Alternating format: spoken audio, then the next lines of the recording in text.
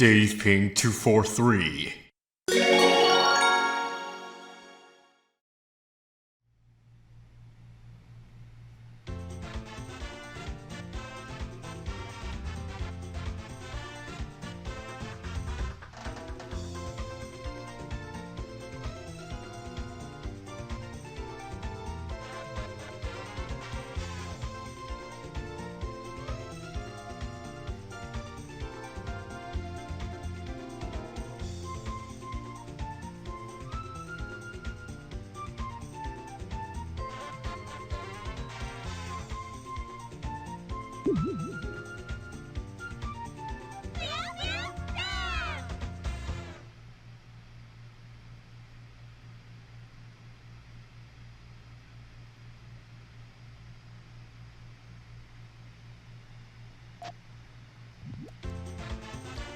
Hello guys, this is me, Dave Ping 243, and welcome to a small Let's Play of mine.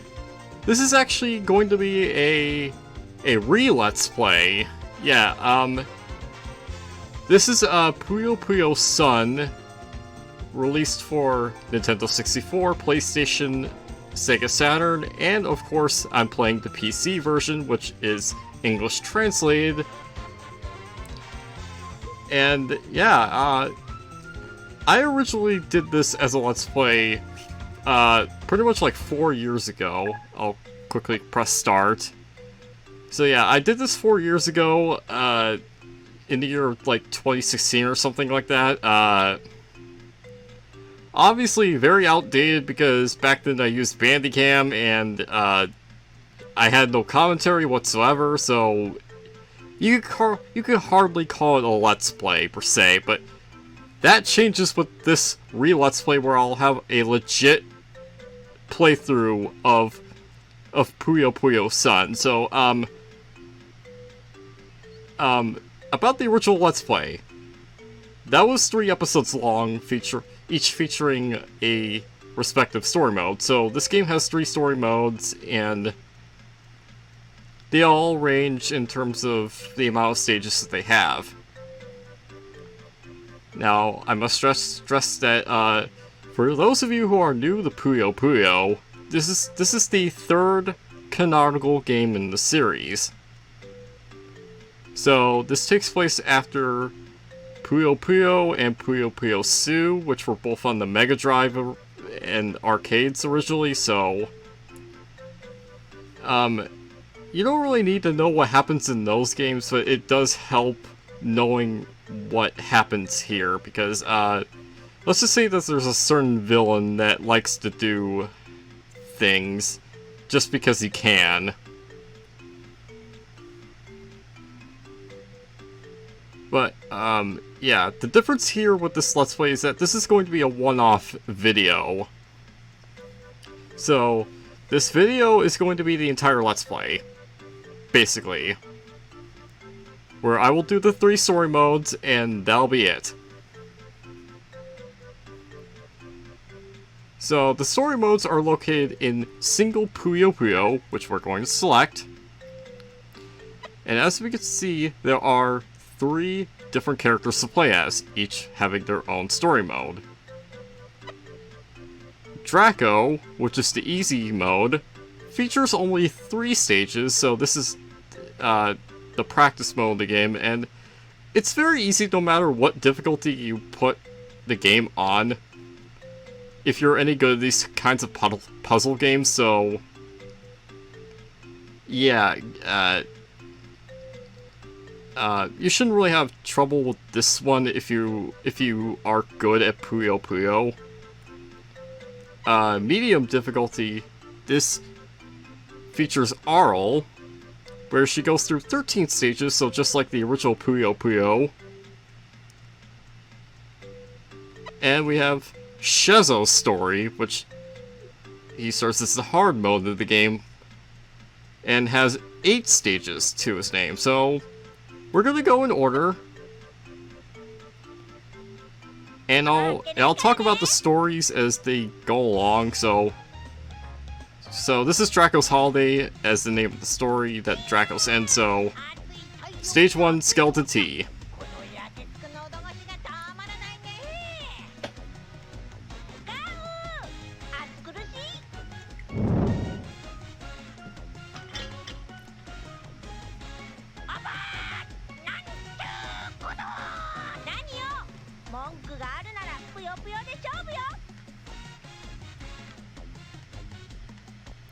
So yeah, basically the overall plot of this game, and I got an all clear. So the overall plot of this game basically is that the sun suddenly gets so big, and the characters, pretty much all the characters are suffering from this immense heat.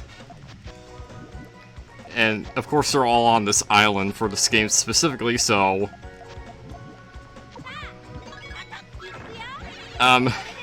yeah, they're all suffering from this heat, and they try to go and do their own thing just to try to survive within this heat. So the thing that Dracco wants to do is that she wants to head over to the beach in order to soak in the sun. Ultimately, so it's very simple as a story because this is the practice mode.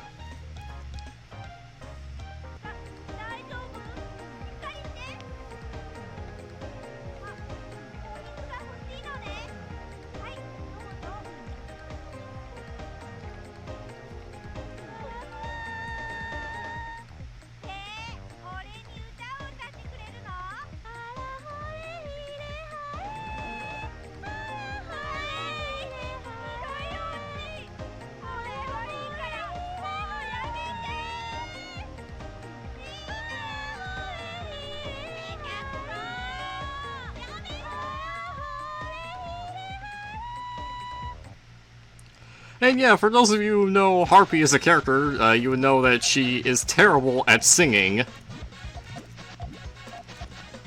And, oh my god, you feel so bad for Dracco there. Just suffering from that terrible singing.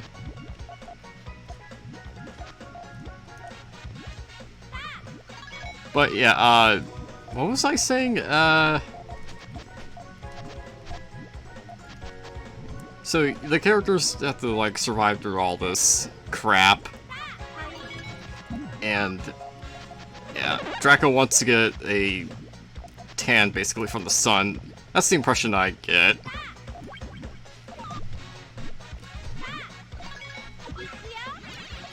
So this game pretty much is kind of like how the previous two games were in terms of mechanics. But there is one main difference, and that's the Sun Puyos. Basically, they're like nuisance Puyos, but they're kind of rare, only being dropped by the sun occasionally, caused by chaining.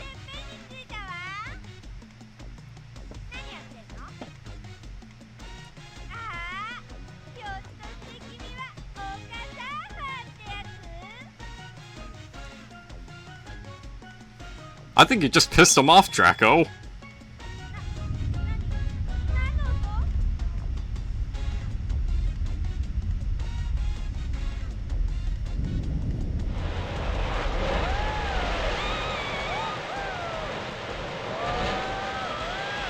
Yeah, ride the waves, man! Yeah, that's basically what's going on here. So, yeah, the Sun Puyos are dropped from whenever the sun gets triggered from the amount of chains that each player does. And what the Sun Puyos do is that they power up your chains, which you would think, oh, that's actually really cool. That gives you more of a fair chance to fight against the mostly dickish computers. Here's the thing though, they can one-chain your ass a shit ton with the Sun Puyos, and you're going to be struggling to fight back as you're just slowly buried in Puyos.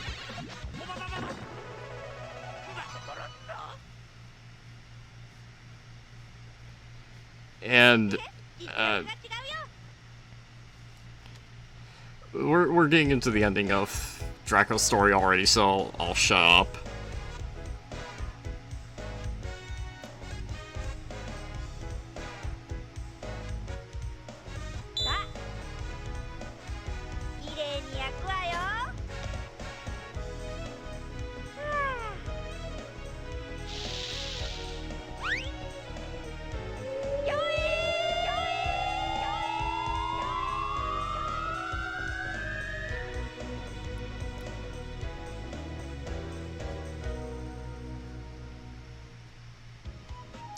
And yeah, that was Dracco's story. Very simple, very unimportant to the overall plot. Although, really, the plot isn't really the main focus of this game, it's the gameplay. As well as the character interactions, but yeah, we got through Dracco's holiday nice and easy, and a nice thing here, the credits fast forward. It's like they know that you're not going to give a shit about about bragging about beating this mode. Yeah, I'm just going to put AAA.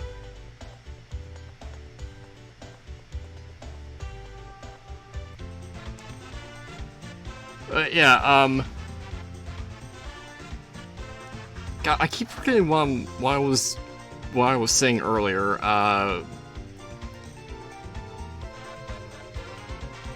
Yeah, Dracco's story is not really important to what plot there is. But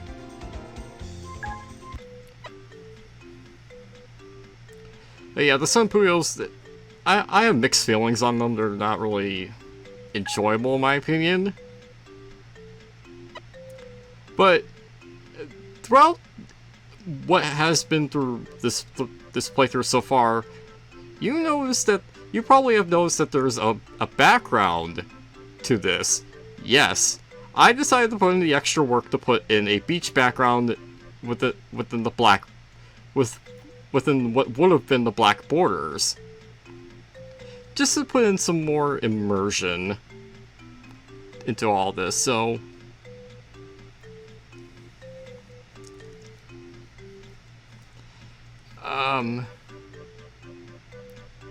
if I forgot about what I was saying earlier, then I'm sorry.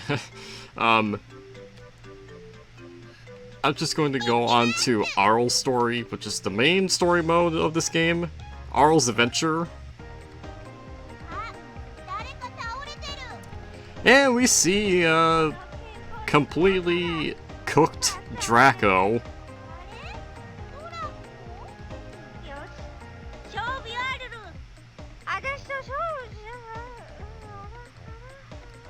Yeah, clearly she's not doing so well.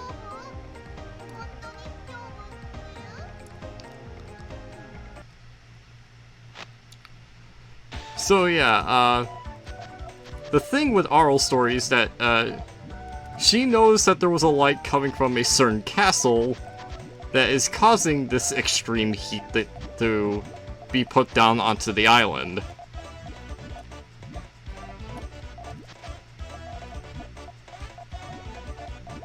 And she knows whose castle this is. The main bad guy of the game.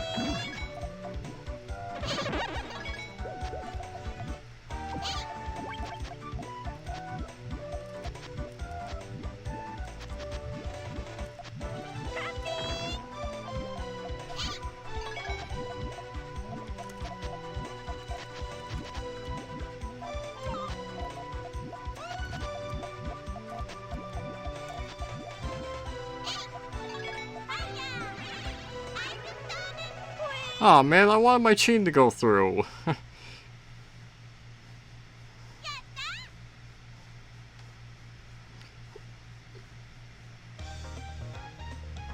But yeah, she knows that there's this light coming from this castle, and she wants to stop it as soon as possible so that no one has to suffer from this heat anymore.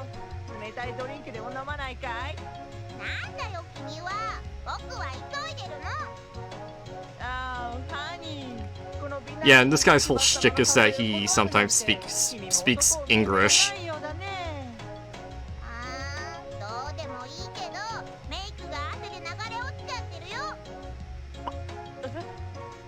Oh shit!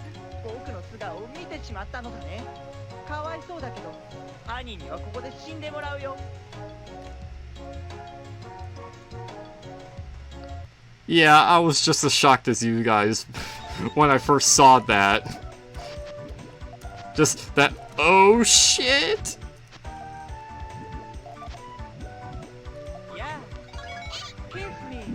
And I'm going to deny that. So just like the previous installment, Puyo Puyo Sun, you can offset garbage by creating a chain of your own.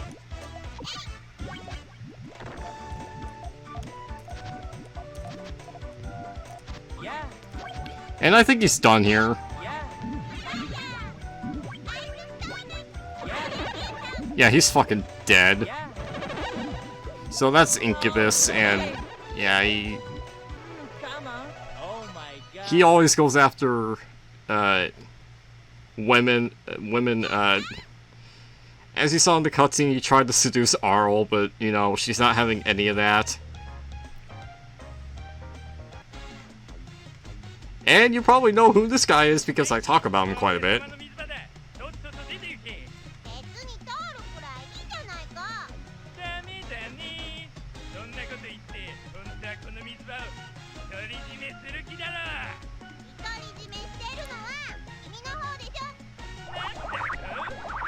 Not at all.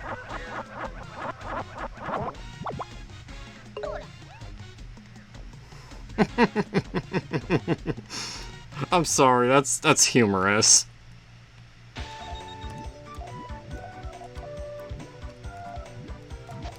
Well, yeah, this is Skatodora. A very recognizable Mado era character. He's very iconic. I personally don't like him, but clearly other fans seem to really like him. For some reason. Either way though, this fish boy is done. Oh my god. That was overkill.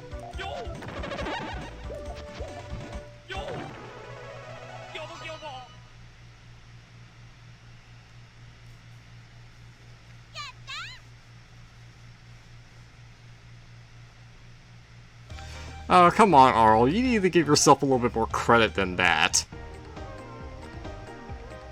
We got ourselves a character that was introduced in this game, just like Chupon, that we met in Dracco's story.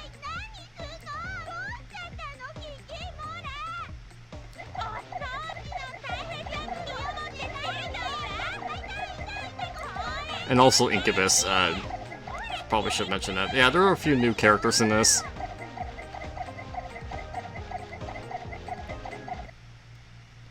So yeah, that's Kikimora. She has a thing for cleaning.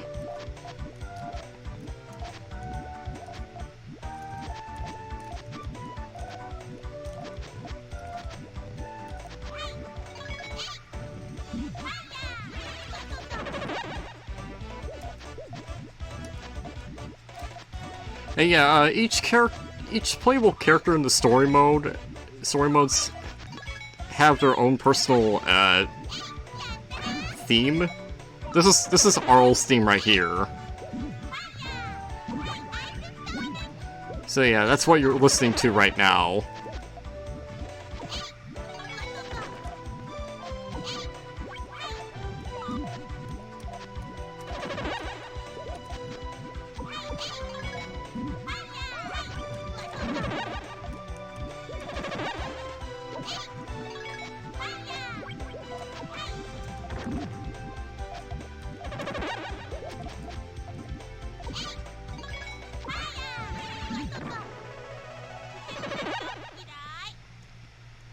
Oh yeah, this game was released in 1998.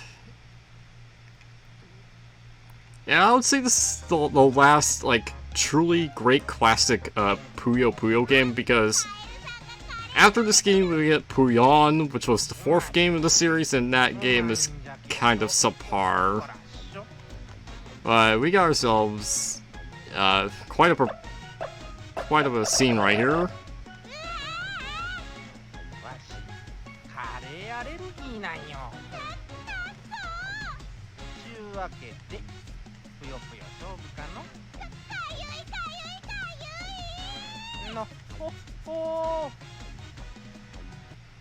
That's so bizarre, right? Nohoho gets allergic from curry, but yet he doesn't get itchy from it.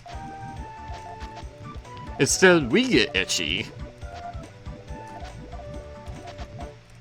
But yeah, this is a very infamous Mado era character, not for how he is as a character, but it's because of this fucking frog stacking right here. That's what people call this kind of stack that Nohoho does. It's frog stacking. And for those of you who have seen my blind Puyo Pop Let's Play, you would remember this guy well.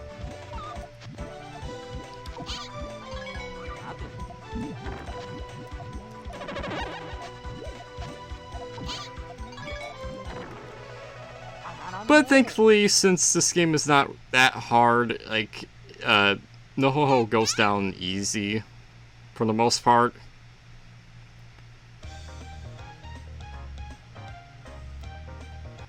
And we got ourselves a new character, once again, that was introduced in this game.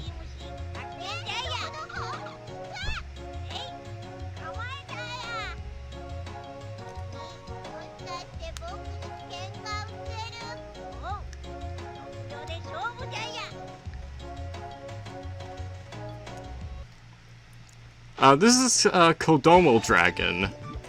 Am I the only one that thinks that this kid looks like the Kangaskhan kid from the original Pokemon anime? Like, I'm serious. This kid looks exactly like the Kangaskhan kid from that. But yeah, Kodomo Dragon, he's done.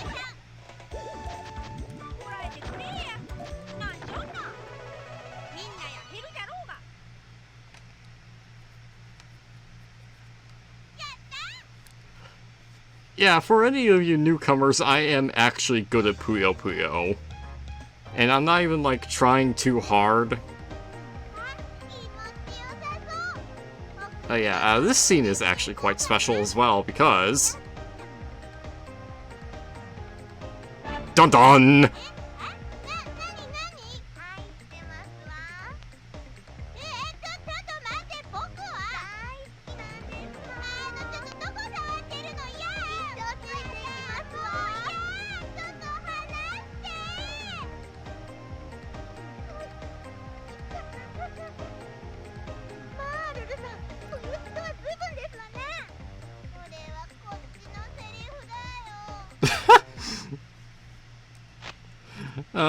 That's quite true. Yeah, this is Witch, a character who has existed since the very beginning.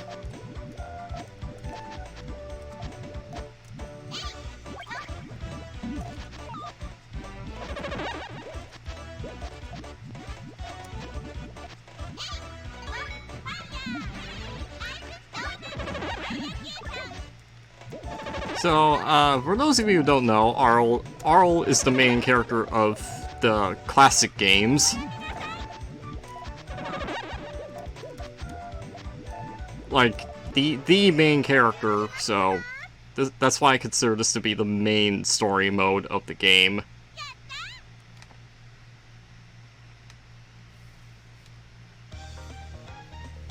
And oh boy, we got ourselves an infuriating stage at times here.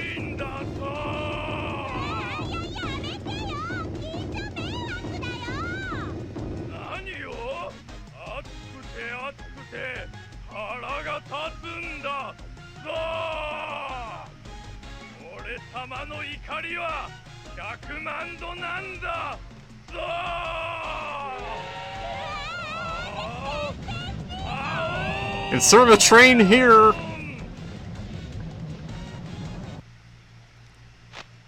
Well, yeah, this is still Daimao, another character that was around since the very beginning. However, after his comeback in 15th anniversary, he never came back in a playable form, sadly. I want to see him come back in some way, shape, or form. Like, make him playable in a future Puyo Puyo game, Sonic Team.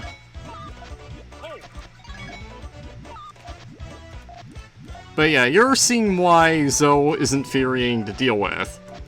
He one-chains like mad.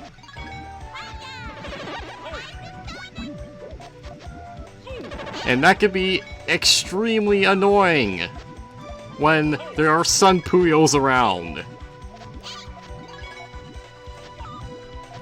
Thankfully, I blocked them off.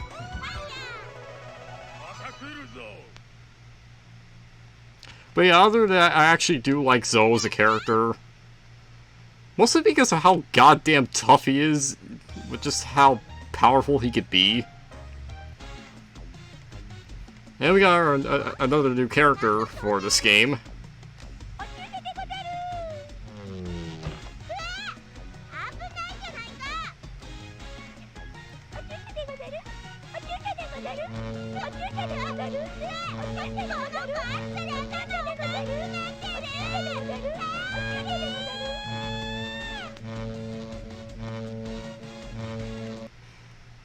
Yeah, this is Honeybee.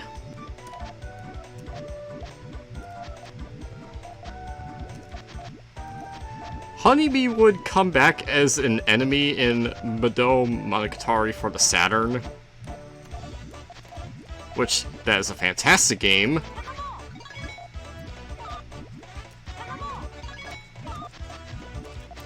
Basically, it's a JRPG that is just so damn good, you really need to play if you're a fan of turn-based RPGs.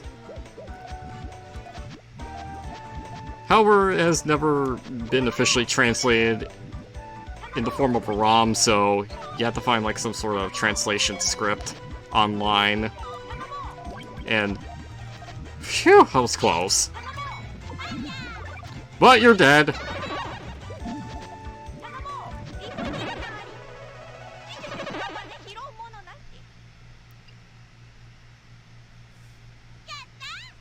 So yeah, Mado Monogatari for the Saturn, fantastic game. It has a brilliant story, and you really need to play it. Especially if you are a Puyo fan. So another new character, one who's actually really cool, and that gets us some more of Mado for the Saturn.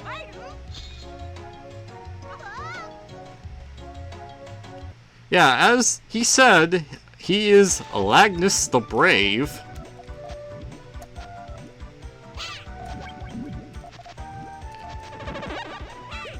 And he's in Mado Monogatari for the Saturn. As the playable character you go to play as in the beginning part of the game.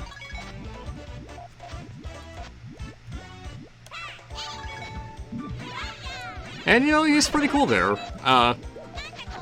Lagnus wouldn't officially come back in another Puyo Puyo title until Puyo Chronicle. And then he will also come back for esports as a playable character.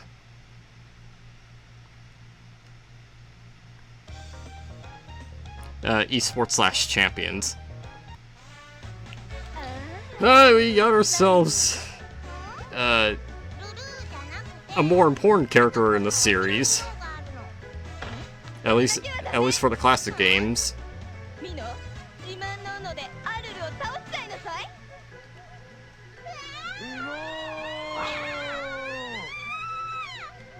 Mino, you are such a dumbass. You had one job. But yeah, this is Rulu.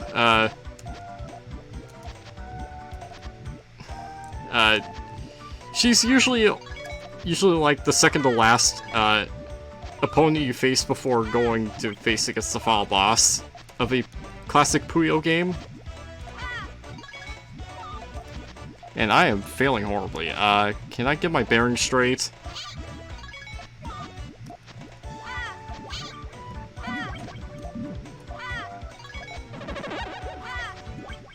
Oh cool, that Sun Puyo actually saved me because it delayed the garbage.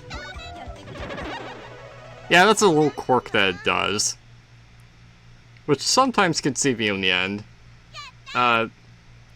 Rulu is infatuated with this character we're going to be encountering in the final stage. But first, yes, Schezo is our next opponent and the character we're going to be playing as in the next story mode. The Dark Wizard / Mage whichever term you want to call him. Yeah, he's an awesome character.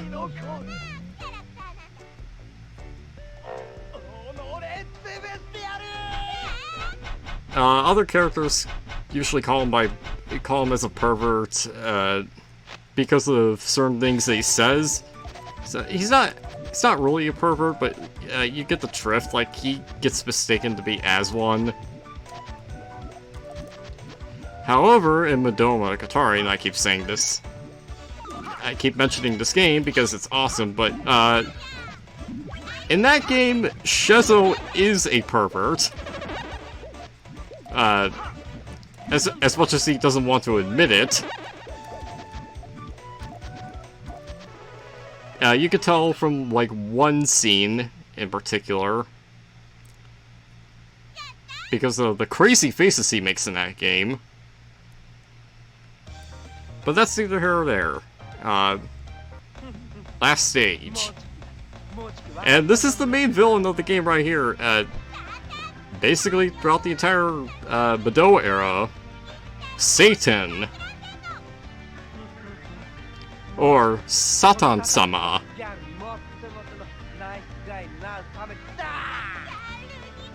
But yeah, the whole reason why he's doing this, why he made the sun so big, why he's making everything so hot, is because he wants to get the best fucking tan ever and attract all the ladies.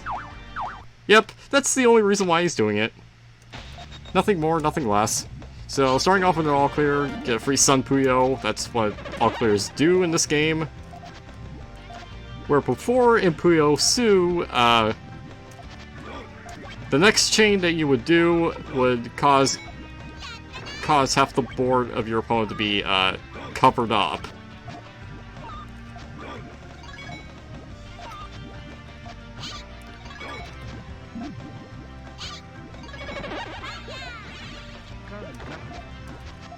But yeah, this is Sane's theme right here, and it's pretty awesome, although kind of goofy. And yes, Sane is pretty goofy in this game. Like, you would expect the Prince of Darkness to be all serious, but no, he's actually a pretty goofy villain for the most part. And yeah, he just kind of falls over quickly if you know what to do. And here's the ending to Arle's story.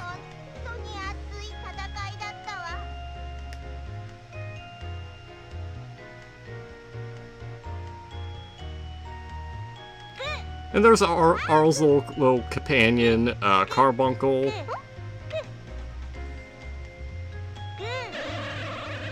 He kind of does a lot of random stuff at times, but what he does here is kind of funny.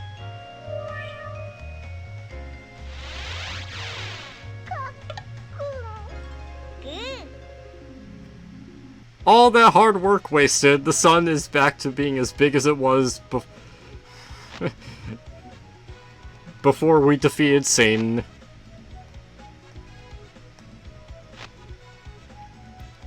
But yeah, that was Arle's story, and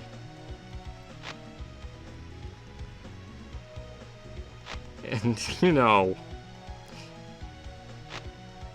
these Puyo games are just trying to be funny and not really so in-depth with story, and not be overly serious. Like, they're unlike the series that they spawned off from, which was Madoma Katari. Like, I know I keep putting out like these facts and whatnot, but like, so far this is the only classic Puyo game where I'm let's playing with commentary as of this moment. So I really need to present to you guys with the facts. But yeah, this is the credits for Arle's story. And you hear the music, it's pretty nice.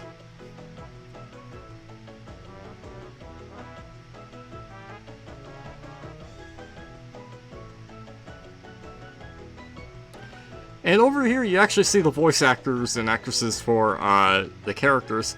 And Satan is actually at least in this game, he's voiced by the actual bringer of the Puyo games, Mu.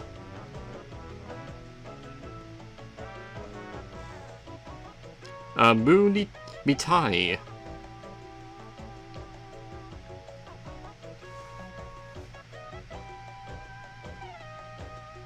So, you know, that's a little fun fact for you.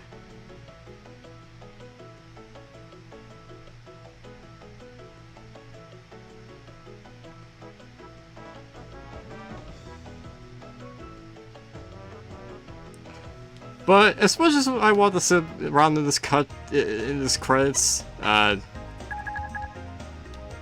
we still have one story to do.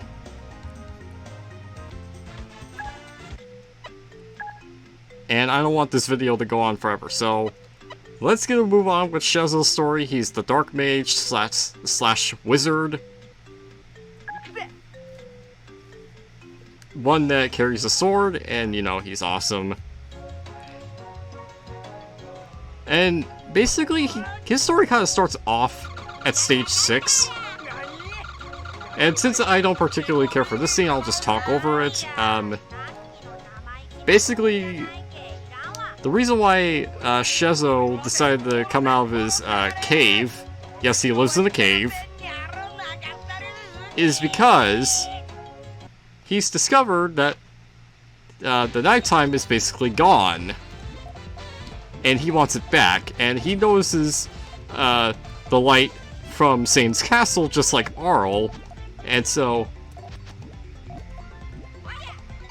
he wants to beat the shit out of Sane so that he can get back his nighttime.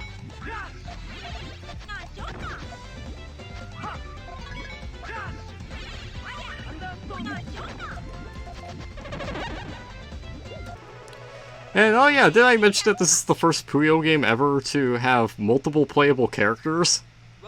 Before, it was just Arle, but now we have, at least in the story mode, you have Dracco and Schezo to go along with Arle. And oh boy, this scene.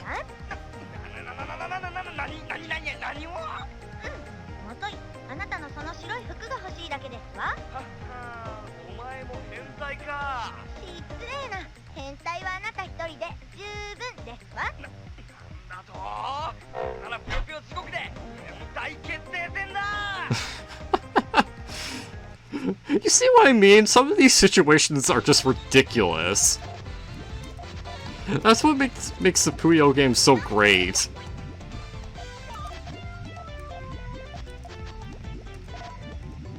I mean, sure, like, maybe I would want some more seriousness in my plots.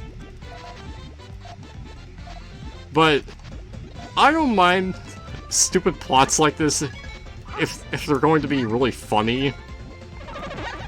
And oh fuck. Yeah, how about you take that and shove it up your ass?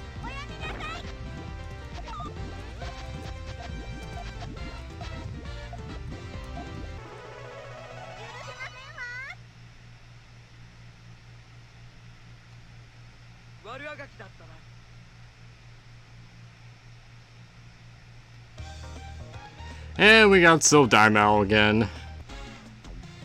I have to deal with this idiot again.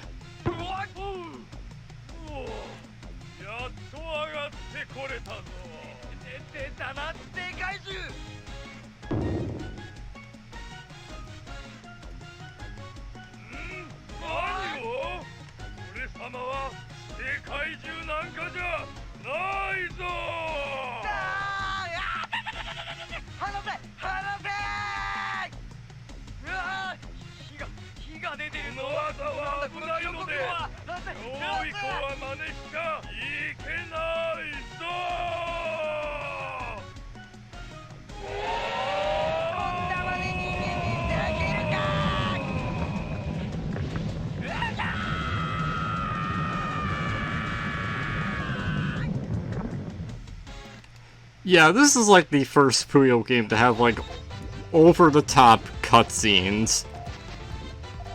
And they're great.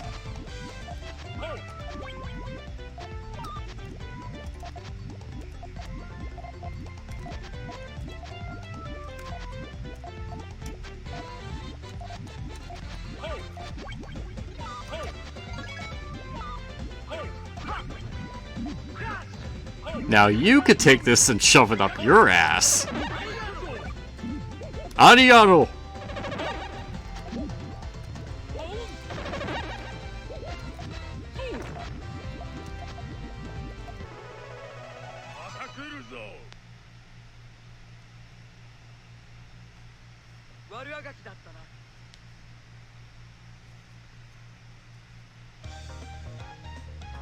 Oh yeah, if you can tell, like, Schezo is my personal favorite Midou era character.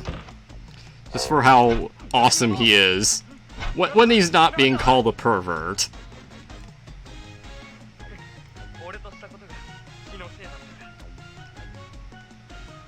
Although I do find it baffling that he doesn't really feel that there's a goddamn needle stuck in his head.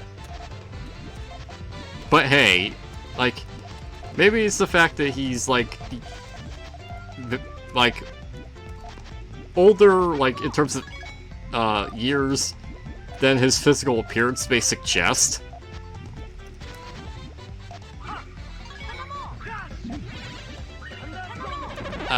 Either way, though, it's funny.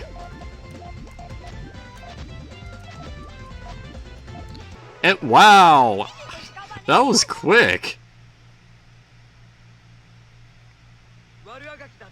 I didn't really do that much to Honeybee.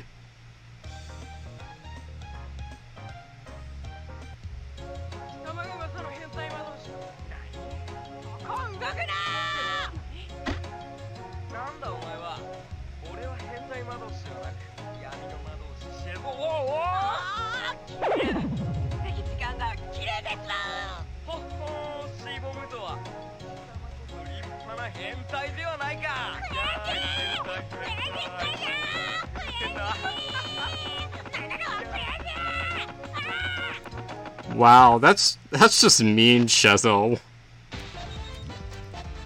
Yeah. Schezo's not exactly the kindest character in the shed, now is he?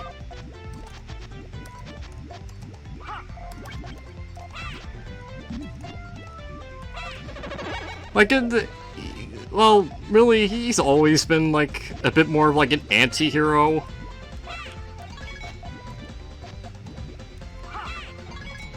He's not really a villain per se, but he's not a good character either. Like no, he's written well. It's just that, morally speaking, he's not a good character because he has dark powers. He is the Dark Mage, so you expect him to be kind of evil, kind of not. But oh boy, Rulu, and this scene right here is also another doozy.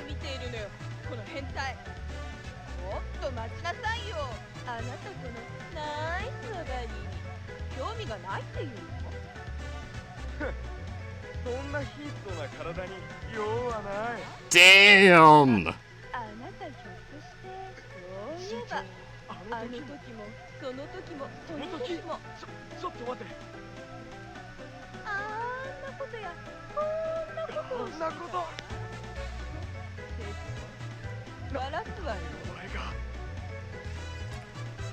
You know, I always wondered what exactly she was referring to when saying that.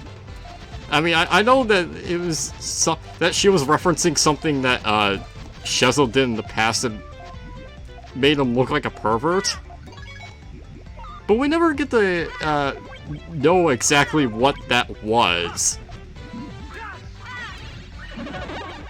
Also, Rulu is just dead.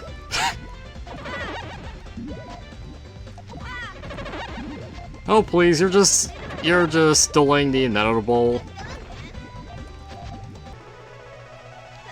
But yeah, Rulu is attracted to Satan. But here's the thing, Satan has the hots for Arle, so this makes Rulu think that, hey, like, Arle must be my rival because she's attracting Satan's attention and not me.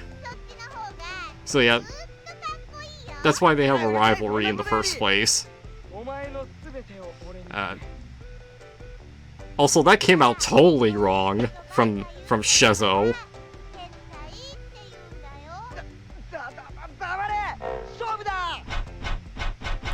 Yeah, and the reason why Schezo fights Arle is because, well, he wants her magical power. And I would have gotten it all clear had I not messed that up. But yeah, it's getting a bit fast.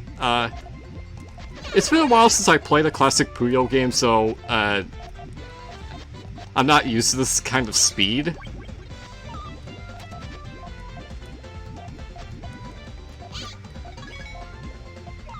Okay, good. As long as you didn't block off that spot, that's fine. Arigato!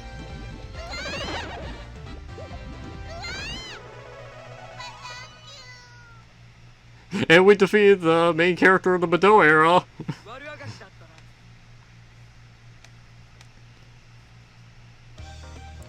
And here we go, scene the final boss yet again.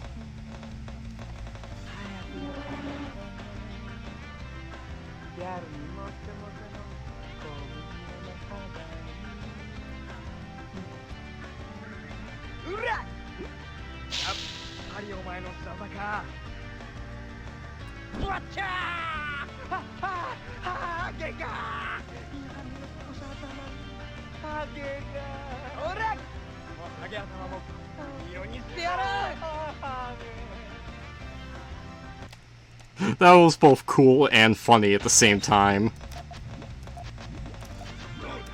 Oh yeah, we're facing Insane again.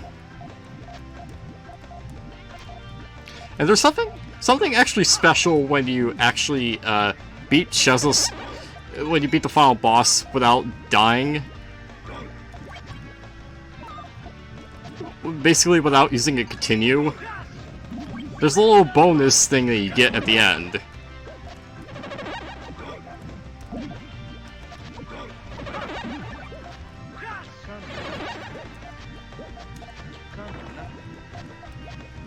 And it looks like, yeah, I didn't need a single continue.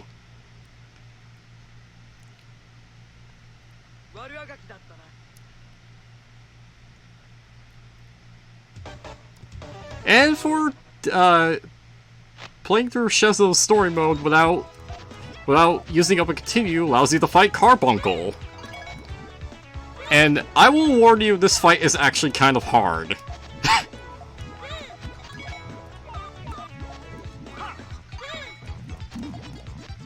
Yeah, this fight is not easy. And you are already seeing why that is. The speed is on crack. Oh god. Yeah. I'm not used to this kind of speed. That was more the speed rather than Carbuncle's AI. But you know what, I don't really care. I will still count that as a no death run. Because that was just a little extra something. So, Schezo smashes up the thing that's causing the sun to become large and, you know, make everything hot.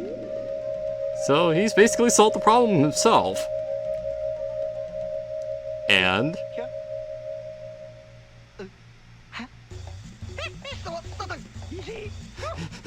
the two brawled out.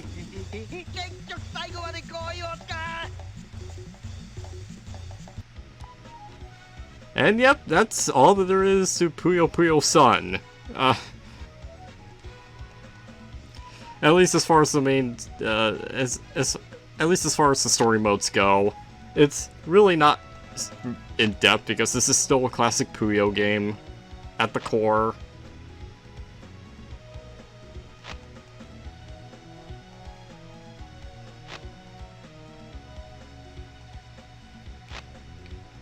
But yeah, a couple things I want to say that would be like aspects of like of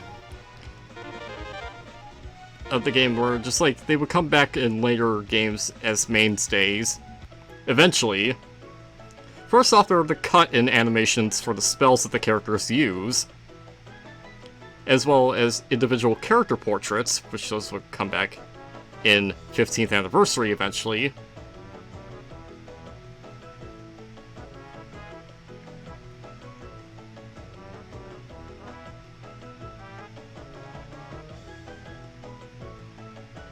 And yeah, you know,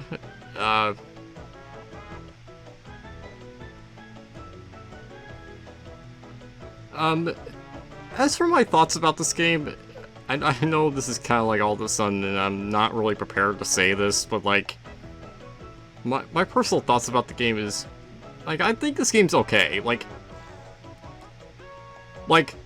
aesthetically speaking, the game is awesome looking.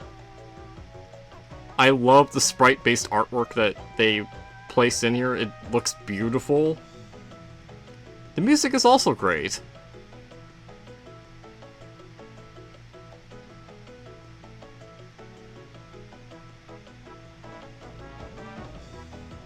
But as for the story modes, like, I know that they're supposed to be simple and not really the focus, but I wish that there was a little bit more to them.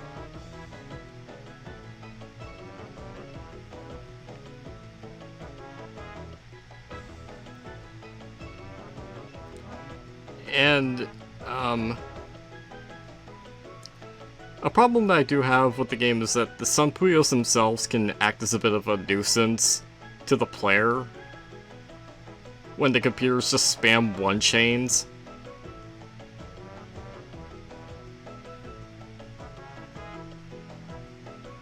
And I will say, this game's controls haven't exactly aged the best. I mean, it's the best control for a classic Puyo game out there, as far as I know, because here's the thing, I've actually never played Puyon myself. Of course, I've seen playthroughs of the game, but I was never interested in Puyon, mostly because, like, at first I heard it was a subpar game, and then I knew for sure it was a subpar game.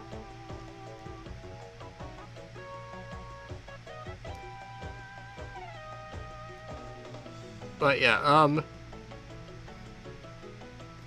even despite these criticisms, though, I still think this is the strongest classic Puyo game by default. Just because it does have more to offer base-wise than Puyo Puyo and Puyo Puyo Sun, and of course I don't really like Puyon that much. So, congratulations, you must be a tough Puyo player. Now play with your friends and whatnot. So, yeah, I do think this is still the strongest classic Puyo game there is. And it's got some great aspects about it. The aesthetics, the music, and the characters are great. Not really so much with the new ones, in my opinion, but old characters are still as great as ever, and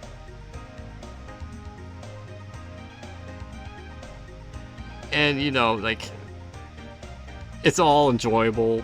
So with that, I will put in Dave, just D-A-V,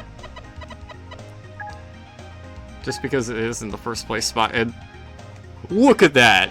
Schezo dabs in this game. Yeah, I think it's perfectly justified that you could just dab after getting a no-def run outside of Carbuncle, because I don't really count that as a def, because that's just a little bonus thing, really.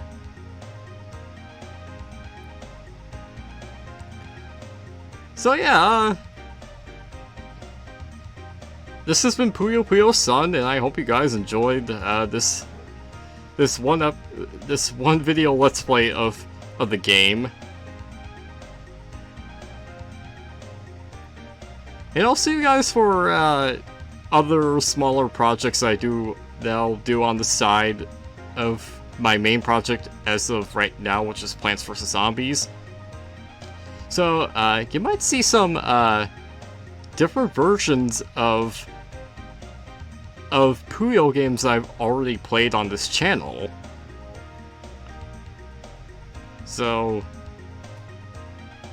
see you guys for when I do those. Take care, and goodbye.